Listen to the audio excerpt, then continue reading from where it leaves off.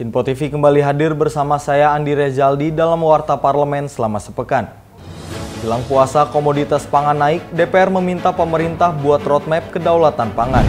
DPR kucurkan dana segar hingga puluhan miliar untuk perbaikan kawasan dan rumah dinas DPR. DPR anggap pemecatan Dr. Terawan dari keanggotaan ID tidak sah. Mayoritas partai politik tidak inginkan penundaan pemilu. Undang-undang narkotika direvisi, pengguna narkotika tidak akan dipenjara. Ikut Warta Parlemen selengkapnya.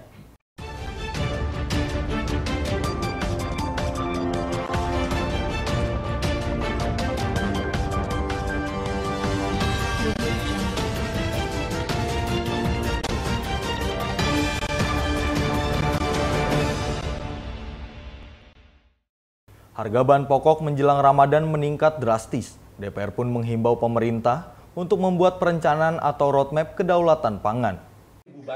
Naiknya sejumlah bahan pokok menjelang Ramadan tahun 2022 masih menjadi polemik hingga saat ini. Belum lagi setelah subsidi harga eceran minyak goreng dicabut oleh pemerintah hingga menyebabkan harganya kini terlampau tinggi.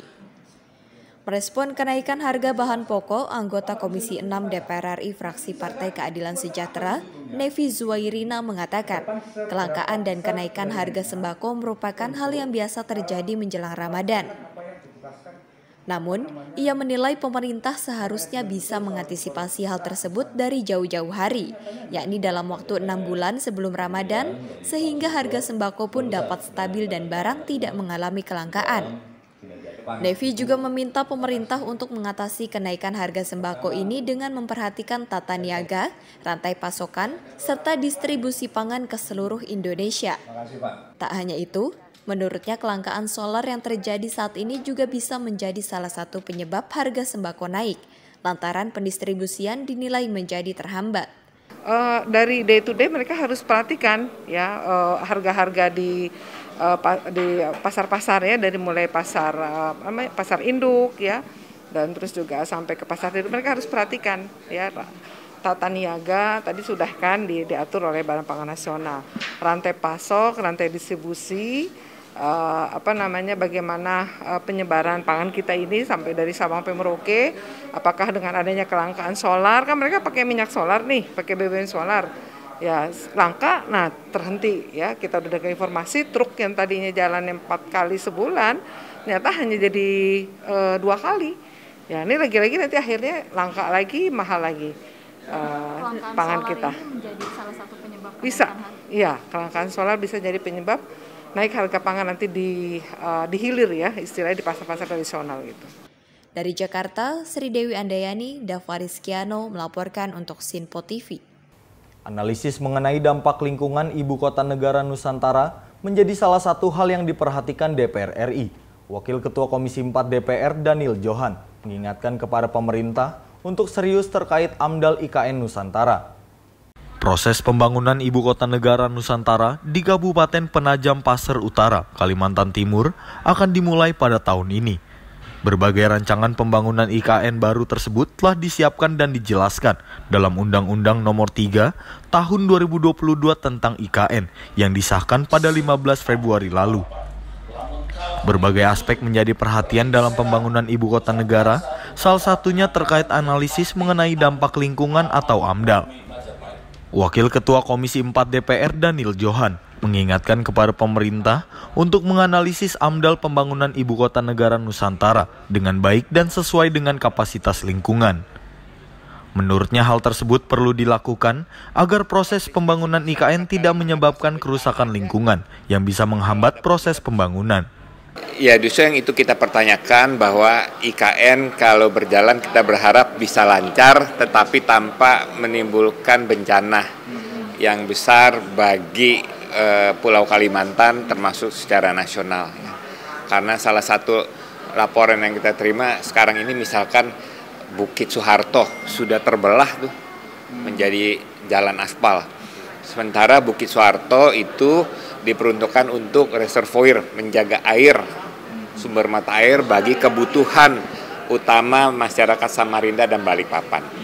Itu salah satu saja. Nah, sehingga kita pertanyakan AMDAL untuk IKN harus benar-benar dilakukan dengan baik sehingga seluruh proses pembangunan itu berjalan sesuai dengan kapasitas lingkungan sehingga tidak menimbulkan masalah-masalah lingkungan yang bisa membuat proyek IKN malah nanti akan menjadi terhambat. Dari Jakarta, Andi Rezaldi, Halida Denisina melaporkan untuk Sinpo TV. Sekretaris Jenderal DPR RI Indra Iskandar mengklarifikasi jumlah anggaran pengadaan gorden baru untuk rumah dinas anggota DPR senilai 48,7 miliar rupiah dan anggaran 11 miliar untuk pelapisan aspal area kompleks DPR RI. Yang pertama saya sampaikan berkaitan dengan pergantian gorden dan filtrase. Jadi pada saat pergantian anggota di tahun 2019 kemarin, kami sudah mengajukan anggaran untuk merenovasi rumah jabatan secara keseluruhan. Renovasinya, pengecatannya, kelengkapan-kelengkapan standar yang ada di dalam rumah jabatan. Tapi anggaran tersebut tidak mencukupi.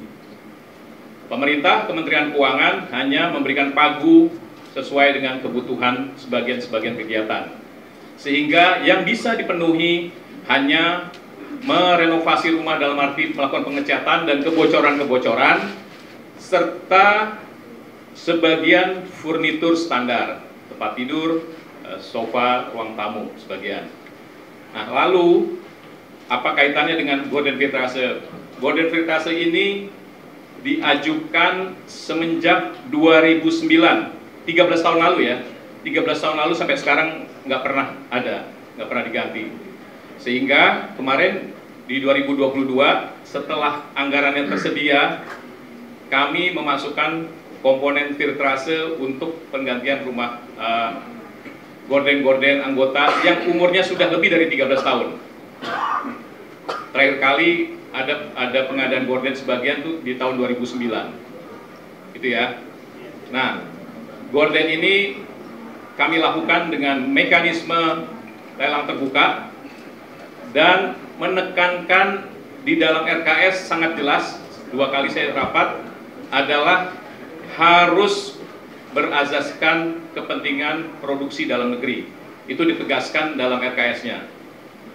Jadi, beberapa kali lelang yang dilakukan di DPR ini, biasanya yang kalah lelang kemudian bocorin ke media, bocorin ke aparat hukum seolah-olah ada hengki-pengki. Nggak ada hengki-pengki, nggak ada urusan gitu ya. Mau lelang apapun, semua secara prosedural, tim Pokja, ULP di DPR bekerja secara profesional. Itu yang perlu saya sampaikan. Nah, dalam komponen gorden itu sendiri, perlu saya jelaskan bahwa sejak tahun 2020 memang banyak permintaan dari anggota Dewan kepada Sekjenan untuk pergantian gorden dan filtrase di rumah jabatan yang sudah sangat tidak layak, karena saya sudah sampaikan gorden itu terakhir ada pergantian sebagian di tahun 2009. Sudah sekitar 12-13 tahun yang lalu. Nah, Kesekjenan tidak bisa memenuhi permintaan anggota Dewan dimaksud karena belum ada alokasi anggaran dari pemerintah. Untuk keamanan, kenyamanan anggota Dewan, terpaksa harus sebagian anggota ada yang membeli secara pribadi, dan itu memang sangat tidak layak untuk gorden sebuah rumah yang bisa menutup pandangan dari luar. Nah, di tahun 2022 ini baru didapatkan alokasi anggaran penggantian gorden, dan anggaran ini hanya bisa dialokasikan untuk 505 unit rumah. Hanya untuk 505 unit rumah, itu per rumahnya rata-rata sekitar 80 juta sekian dengan pajak sekitar 90 jutaan sekian per rumah. Komponennya itu lantai 1 untuk jendela ruang tamu, 2 pintu jendela ruang keluarga, 3 jendela ruang kerja, 4 ruang tidur utama, 5 jendela dapur, 6 jendela void tangga. Untuk lantai 2 jendela ruang tidur anak, kemudian jendela ruang tidur anak, jendela ruang tidur anak, jendela void ruang keluarga, dan jendela ruang tidur asisten rumah tangga. Jadi ada 11 item tersebut dari angka yang saya sebutkan 80 juta sekian, dan itu pagu anggaran tahun 2022 itu sebesar 48.624.624.000. Untuk harga perkiraan dari konsultan perencana atau konsultan estimate sebesar 46.194.954.000 rupiah. Nah, untuk harga perkiraan sendiri kami setelah dihitung include dengan PPN 11% sebesar 45.746.446.332 rupiah. Nah, semua aspek perencanaan seperti desain, bahan, spek teknis, serta harga perkiraan disusun oleh konsultan perencana dan melalui proses unit pelayanan.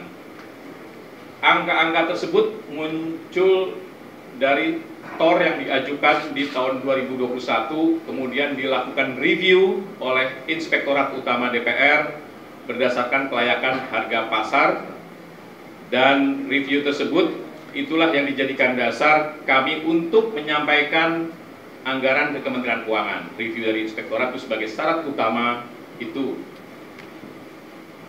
Sebelum diajukan ke Kementerian Keuangan, mekanisme di DPR, di Sekretariatan juga melalui mekanisme beberapa kali pembahasan dengan yang dinamakan Badan Urusan Rumah Tangga. Jadi semua kegiatan itu di samping direview oleh Inspektorat Utama juga dilakukan pembahasan yang sangat intensif dengan Panja BURT. Jadi itu yang bisa saya jelaskan, bahwa saya mohon pada teman-teman semua menjelaskan judul 48 miliar itu bukan 48 miliar itu adalah gorden dalam 1-2 rumah, tapi 505 rumah dengan tadi 11 item dalam setiap rumah. Lalu untuk berkaitan dengan pengaspalan, kami akan melakukan pengaspalan untuk beberapa hal. Banyak sekali bidang-bidang aspal kami yang kalau teman-teman lihat di hampir semua bidang itu sudah tergerus, tergenang air kalau hujan, dan banyak sekali yang sudah berlubang di banyak sisi. DPR pada bulan awal Oktober akan menyelenggarakan P20, akan dihadiri oleh 20 ketua parlemen dunia yang sama dengan G20 plus 20 negara lain atas undangan DPR. Jadi pada awal Oktober itu akan hadir sekitar 40 ketua parlemen dunia menghadiri di sini. Untuk mempersiapkan ke sana, tentu kami akan merapikan semua tampilan-tampilan DPR, mulai dari pintu gerbang, mulai dari taman, juga mulai semua berjalan-jalan. Dan aspal itu sendiri dihitung luasan total aspal itu ada 85.300 meter persegi dengan penggunaan aspal diperkirakan 7.100 ton aspal. Nah, tentu karena acara pertemuan parlemen-parlemen dunia tersebut di DPR itu dilakukan pada awal Oktober, kami akan selesaikan semua perapian-perapian infrastruktur itu sebelum Juli. Karena di bulan Agustus, seperti biasanya, tanggal 16 Agustus akan ada siklus persetujuan APBN dan pidato kenegaraan Presiden untuk pemutusan APBN tahun 2023. Jadi, atas dasar itu, kami mulai dari saat ini sampai dengan Juli, kami akan lakukan perapian-perapian taman, pengaspalan, dan perapian gedung. Minggu lalu kami sudah melakukan perapian waterproofing Gedung Nusantara, dan gedung-gedung lain. Jadi penjelasan ini tentu ingin saya sampaikan kepada teman-teman. Saya berharap tentu penjelasan ke publik sebagai sebuah edukasi, saya ingin disampaikan secara utuh, tidak separuh-separuh, karena sesuatu yang bombastis kepada publik tentu informasinya tidak menjadi sesuatu yang mendidik. Saya kira dua hal itu, kalau ada pertanyaan saya persilakan.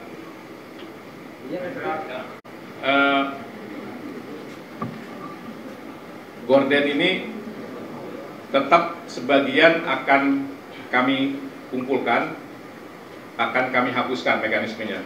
Tapi sebagian besar gorden itu sebenarnya sudah milik pribadi-pribadi dengan saya sebut tadi kualitas, memang kualitas penutup ruangan, sehingga kadang-kadang sebagian rumah mengeluh karena dari luar kalau malam tuh terlihat dalam.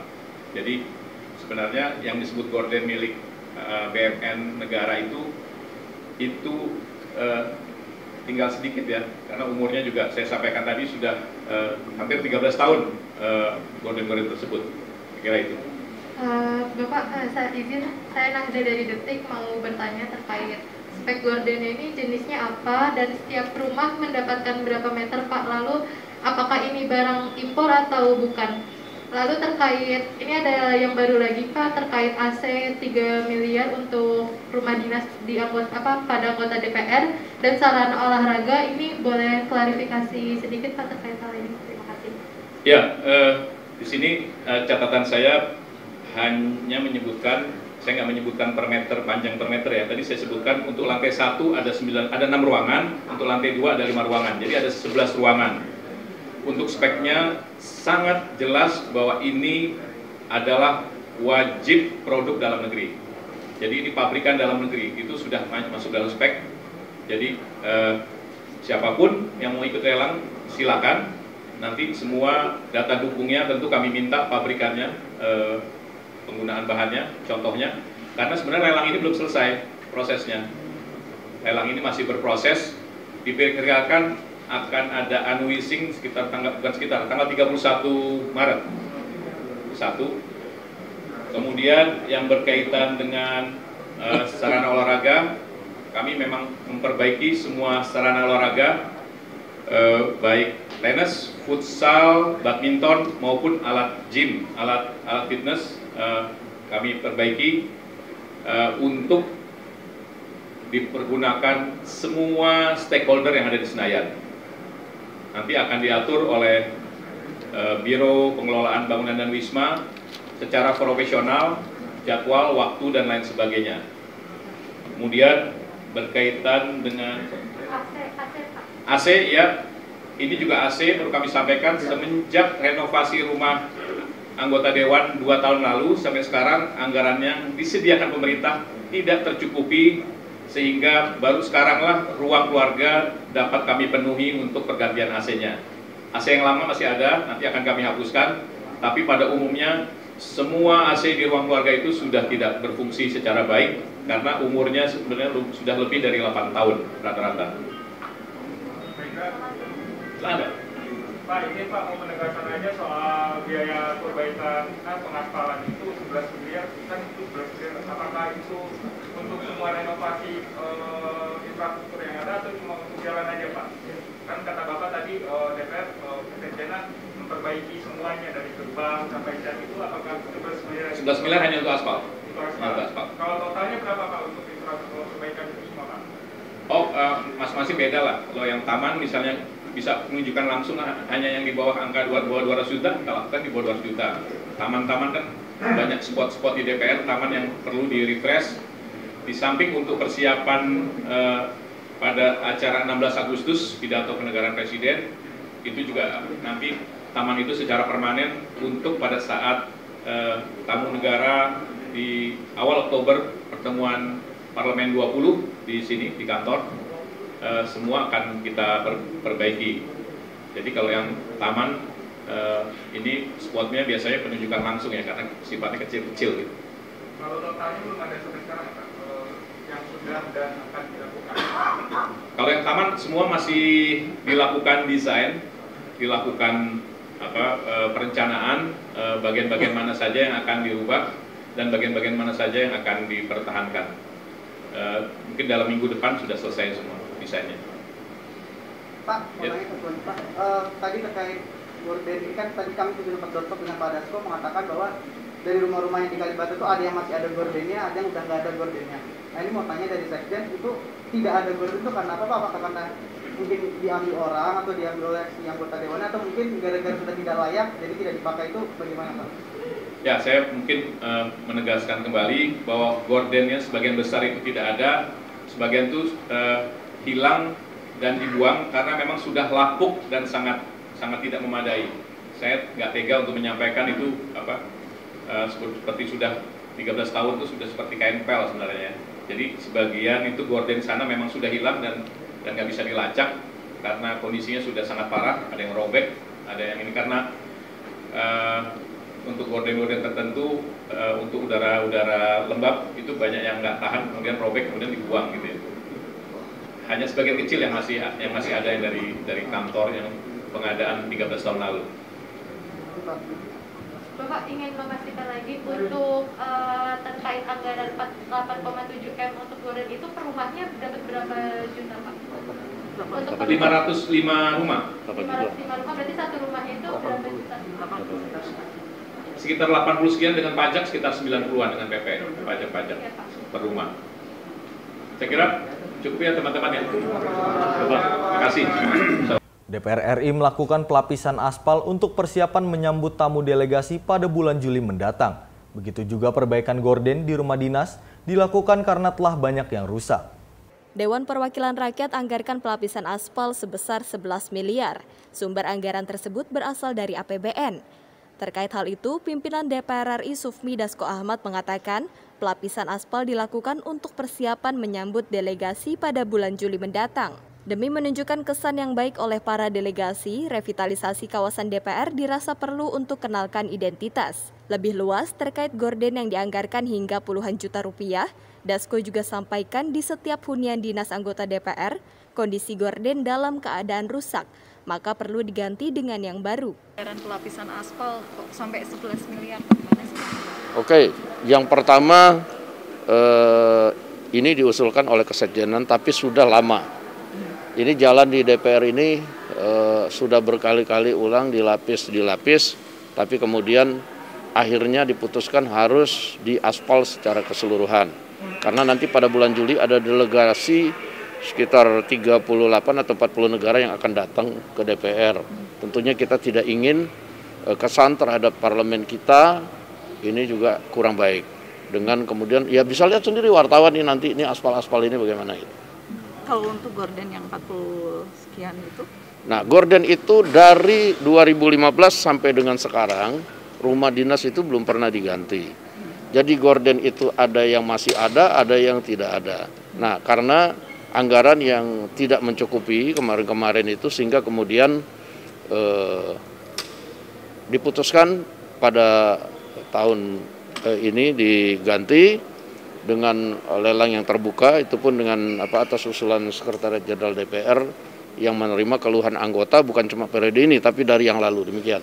Pak, tapi katanya satu rumah itu 80 juta Bang. Terus kan banyak publik yang juga yang menilai bahwa ini kayak masa sih harus segitu, padahal ini kan masih ada di dalam rentang pandemi.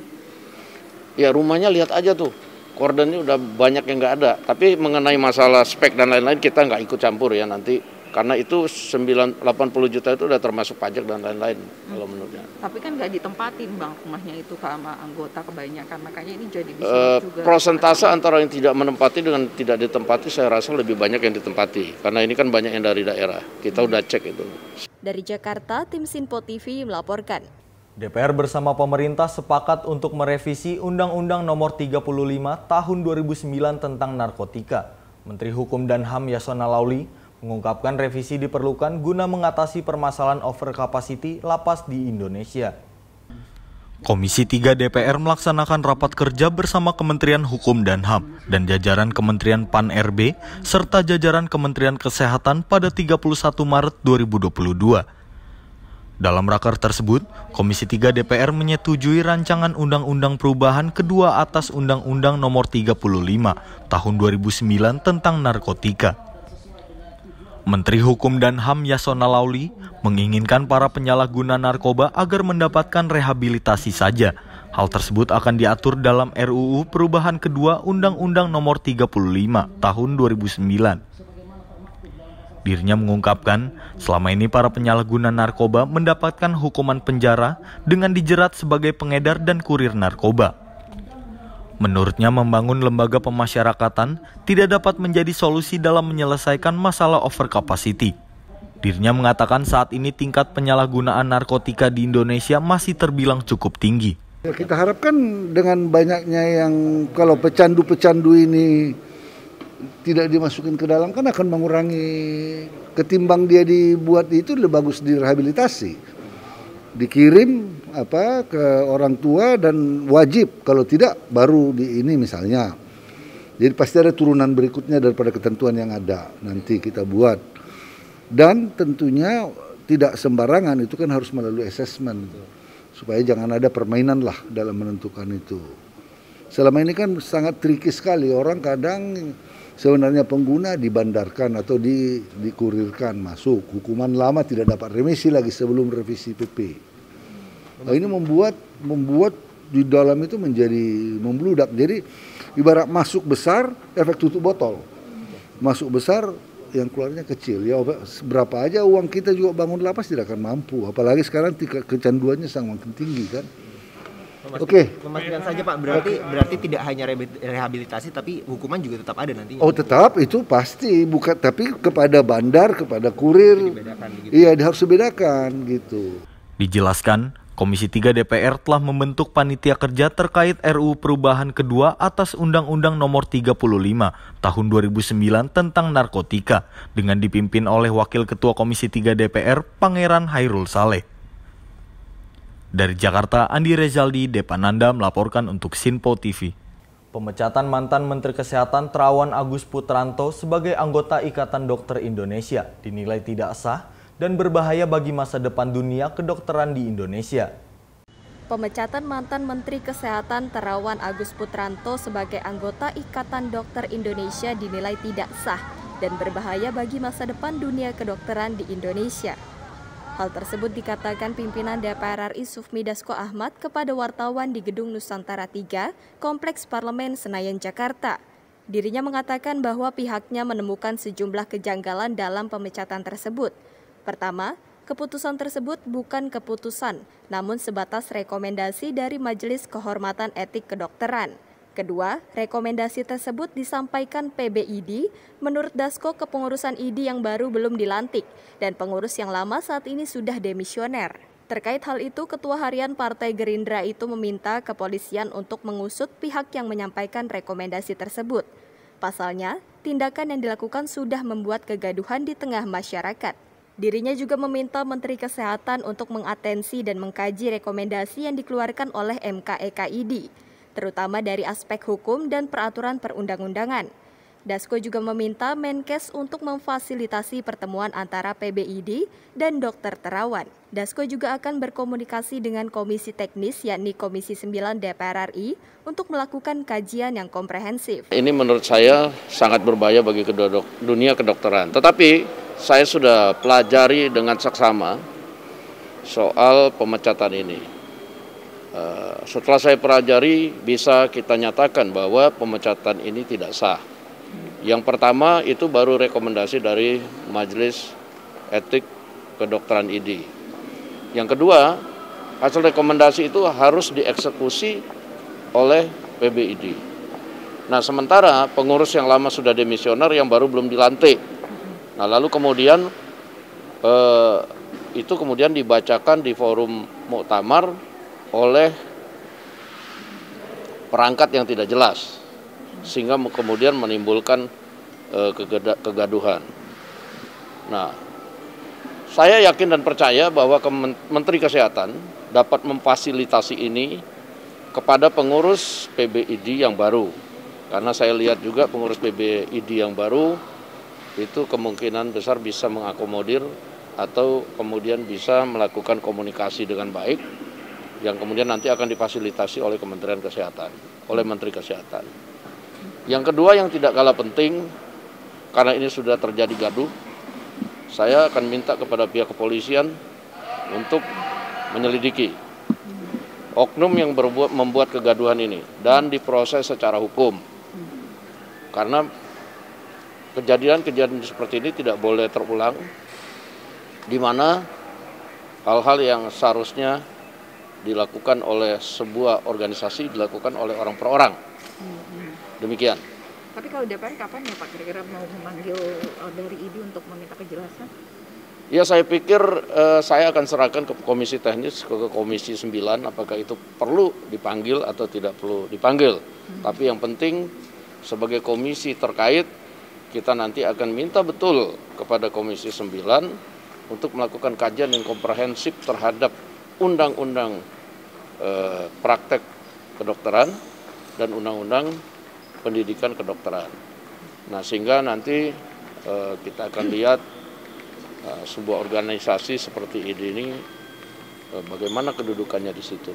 Abang sejauh ini ada komunikasi dengan Pak Terawan setelah ada informasi? Saya belum komunikasi dengan Pak Terawan, tapi saya ada komunikasi dengan Menteri Kesehatan untuk kemudian memastikan bahwa Kementerian Kesehatan akan memfasilitasi supaya ini tidak berlarut-larut. Demikian. Dan saya percaya bahwa Menteri Kesehatan akan dapat memfasilitasi antara ID yang baru dengan Dr. Terawan sebagai anggota ID. Saya bilang masih sebagai anggota ID karena saya anggap pemecatan itu tidak sah.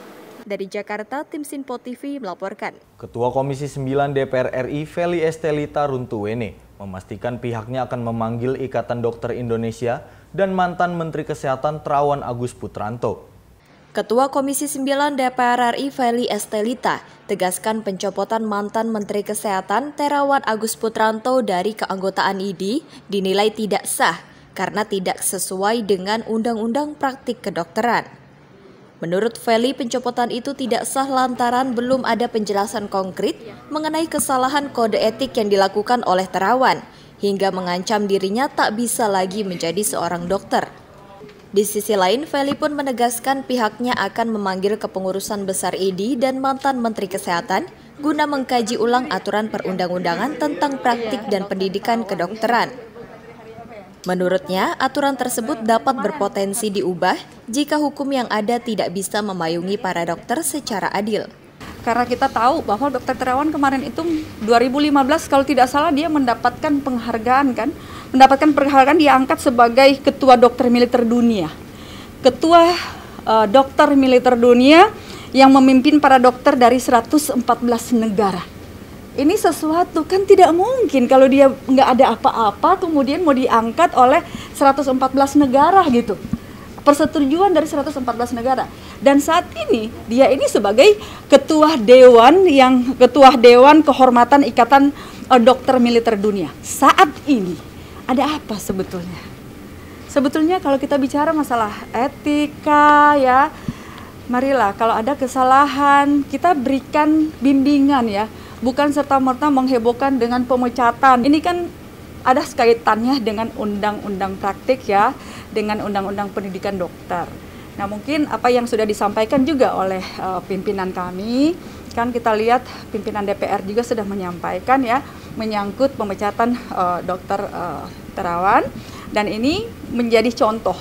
Jadi supaya ke depan jangan ada lagi hal-hal yang seperti ini. Sampai dari pimpinan minta Komisi 9 untuk mengundang ya, mengundang dari kedua belah pihak, dan tentunya kami sudah sampaikan untuk bisa menjadwalkan, kami pimpinan akan menjadwalkan untuk mengundang mereka dan organisasi-organisasi yang ada kaitannya dengan profesi kedokteran tentunya. Nah ini yang saya tidak mau memberikan berspekulasi ya, karena pertama ini profesi dari dokter ini sampai ada Ikatan Dokter Indonesia ini kan dibuat sesuatu untuk lebih menertibkan dan lain sebagainya, bukan sebaliknya. Jangan sampai dengan kasus ini kemudian akan jadi yang lain ya. Nah kami tidak harapkan itu, supaya ini betul-betul di koridornya. Jadi kita juga kalau misalkan ada yang bilang kalau perlu direvisi, ya kita lihat apa yang harus direvisi gitu. Ini kan undang-undang itu nanti dilihatlah aturan turunannya apa sih. Kalau undang-undang ini sudah bagus ya tidak perlu. Tapi mungkin turunannya itu seperti apa. Kemudian bicara kaitannya dengan Kementerian Kesehatan atau Menteri Kesehatan. Ada juga yang ngomong bahwa bagaimana Pak Menteri Kesehatan ini harus ada atensi ya. Nah, kalau dilihat lagi, waduh, ini tidak langsung seperti itu ya. Jadi memang mungkin kita harus mereview kembali aturan-aturan itu supaya ini betul-betul dari Kementerian Kesehatannya juga punya punya power untuk mengatur segala sesuatunya, bukan organisasi tertentu ya. Jadi ini kan Pak bicara secara utuh ya, negara ya. Jadi dari Kementerian Kesehatan karena ini menyangkut masalah kesehatan, menyangkut praktik, menyangkut lain sebagainya. Dari Jakarta, Sri Dewi Andayani, Depananda melaporkan untuk Sinpo TV. Menteri Hukum dan HAM Yasona Lauli memberikan komentarnya terkait pemecatan yang dilakukan Ikatan Dokter Indonesia kepada mantan Menteri Kesehatan Dr. Terawan Agus Putranto. Dirinya menegaskan akan melakukan revisi terhadap kewenangan yang dimiliki Ikatan Dokter Indonesia. Keputusan Ikatan Dokter Indonesia yang memecat mantan Menteri Kesehatan Dr. Terawan dari keanggotaan IDI tengah menjadi sorotan publik. Mulai dari pimpinan DPR, anggota DPR hingga Menteri Hukum dan HAM Yasona Lauli memberikan tanggapan terkait dikeluarkannya Dr. Terawan Agus Putranto dari keanggotaan IDI. Saat ditemui wartawan, Menkumham Yasona Lauli mengatakan revisi kewenangan atas pemberian izin praktik dokter oleh Ikatan Dokter Indonesia harus dilakukan.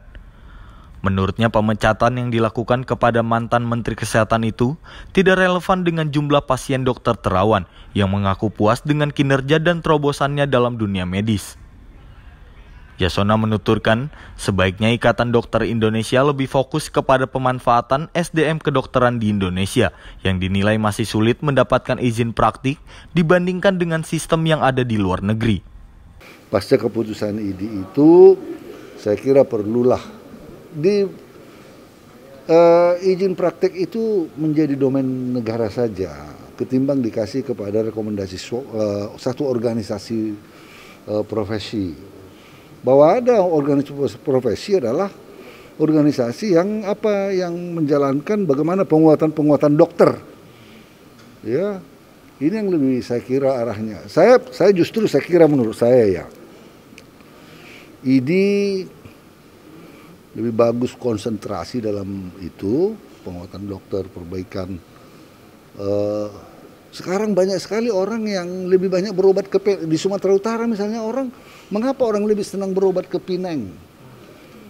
Kalau di Sumatera Utara ke Pineng, kalau dari Riau ke Malaka, triliun habis. Kalau orang Jakarta masuk ke Singapura.